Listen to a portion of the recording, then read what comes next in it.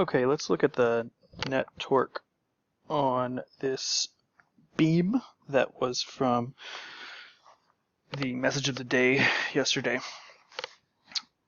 First thing to notice is that there are forces given, the number of newtons are given, and there are angles given, but there are no actual distances given.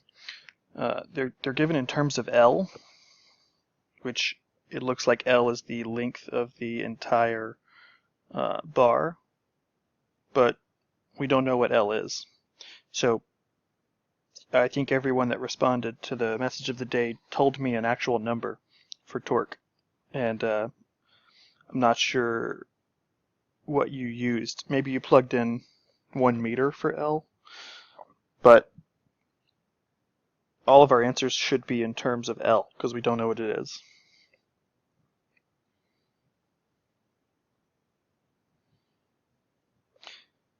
We'll see. Once I get the expressions, maybe your answers are assuming that L is 1 meter. Okay, so when you calculate the net torque on an object, you have to pick a point to serve as the axis of rotation. And the hurdle that most students have to jump over here is that point that you pick doesn't even need to be on the object. I could pick point C over here that's not even on the object if it were convenient. It's not, because I don't know any of the distances between point C and any of these forces, so I'm not going to pick point C. But on this object, some convenient points might be A, the left over here, or maybe this middle point where the 80 Newton and the 60 Newton force are being applied, or maybe the right side B. Those 3 points make the most sense for this object. And as we go further in problems like this, you'll see that sometimes if you pick the point strategically, you can eliminate a lot of work for yourself and still solve for whatever it is you're looking for. However, in this problem, just looking for net torque.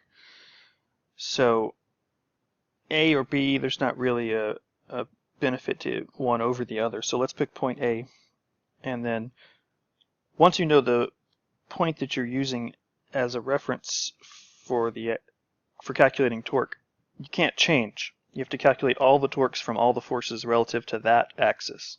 So I'm going to need the distances from A to this 90 Newton force. I need the distance from A to the blue 60 Newton force, from A to the red 80 Newton force, the distance from A to this 70 Newton force, and then the distance from A to this 50 Newton force.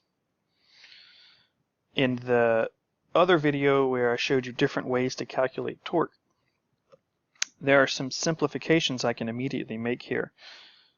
One is that the 50 Newton force is not going to exert any torque on this object.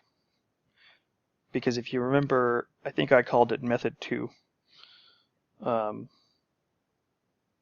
Method 2 for calculating torque is find R perpendicular and multiply by the force. Well, the line of action of this 50 Newton force is the bar itself, and so that includes the axis of rotation. If the line of action of a force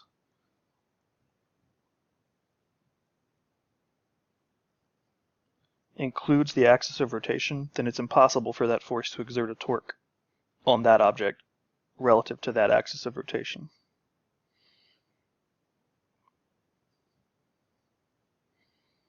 Axis of rotation. Torque will be 0. So that eliminates that 50 Newton, because I didn't even mention it, but R perpendicular, what would R perpendicular be for the 50 Newton force? There is no distance between the axis of rotation and the line of action, so that would be 0. So whatever the force is, the torque is 0 for the 50 Newton green force. So that one's not going to show up in the sum. The other forces will all exert torques. And so the way that I like to write torque is to put a sigma symbol, and then out in front of the sigma symbol, indicate which direction is positive. Almost always counterclockwise should be positive, just because if you remember when I showed you in class the vector way of representing rotation, all of these forces on this diagram are exerting a torque which tends to rotate the object around an axis that's perpendicular to the screen. So there's a right-hand rule that lets you figure out which way is a positive rotation. So if you point your thumb out of the screen, your hand wraps around your thumb in a counterclockwise direction. So often that's thought of as positive. So sum of the torques, if counterclockwise is positive, is going to be equal to, the first one I've got is a 90 Newton force at 40 degrees, and the distance between the axis of rotation and the point of application of this force is 0. So R of sine, that's 0 times 90 times, it doesn't matter what I put here, but sine 40 degrees. That's going to be 0. Then there's the blue force right here of 60 newtons. That will be 0.5 L. That's the distance from the axis of rotation. 0.5 L. The force is 60 newtons, and the angle is 90 degrees. The next force is this 80 Newton force. That distance is still 0.5 newtons. So, I mean 0.5 times L, not newtons. 0.5 times L times 80 newtons. Now really they give us this 37-degree angle here, and when you solve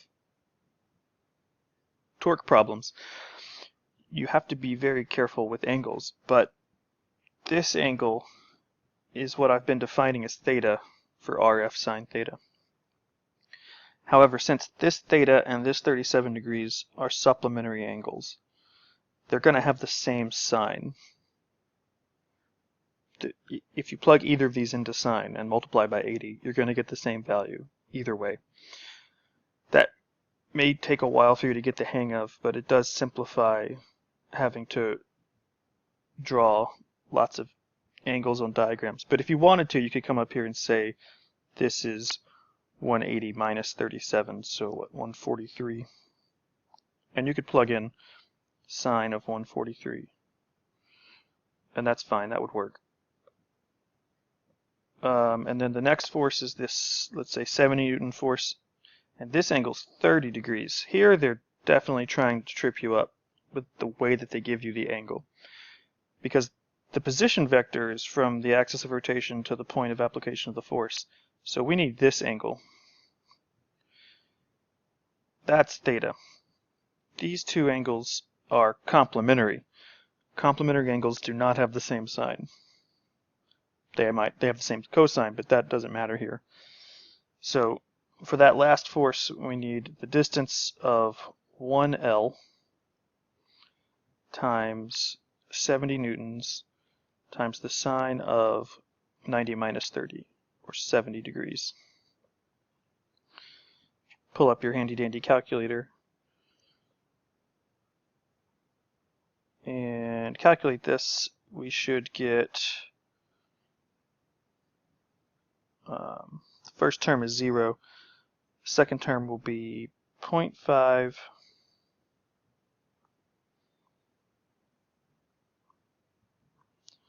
times 60 times the sine of 90. I don't know why I typed that. Plus, that is 30. So that's 30L. Plus, here we have 0.5 times 80 times the sine of 143. 24.07 L. Oh, I just realized I completely forgot an important part of this whole process. And hopefully if you were watching this, you were confused or you knew what I did wrong. If you were confused, it means you were thinking about this. I forgot direction. I told you about it right here, and then I didn't put it anywhere in my sum. So when you look at each force to write down its contribution to the total torque, you should include a sign yourself.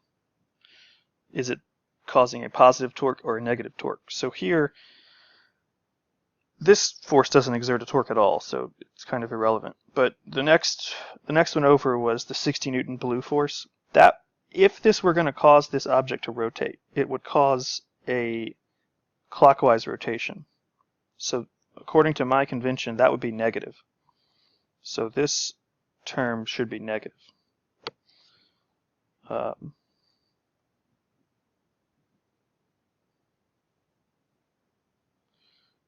Change the color just to make sure. Okay. The next one is the 80 Newton force. That 80 Newton force would actually tend to rotate the object counterclockwise. And if it's hard for you to figure that out, just imagine the component, let me erase this stuff. Imagine the component that's actually exerting a torque, and that component is right here. This is the only part of the 80 Newton force that actually exerts a torque, because the other part lines up with the bar itself. That's not exerting a torque at all. So the vertical component here, or the perpendicular component, is exerting a force, a torque, and that torque is counterclockwise. So this red 80 Newton force right here would be positive down here in my sum. So that does need to be positive. The 70 Newton force also exerts a positive torque. So the only sign I got wrong was the first term over here, so that should be negative right there. That one actually is positive. Alright, now I'm ready for the last. Alright, so this should be 70 times sine of 70 degrees. 65.8. Now these all are in terms of L, so if I add these up, I got negative 30 plus 24.07 plus 65.8. It's 59.87.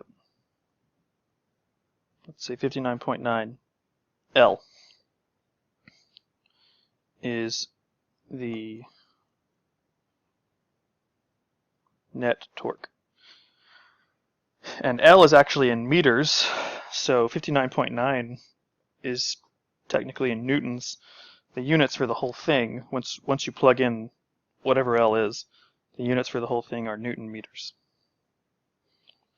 See my video for calculating torques on a discussion of the units, Newton meters.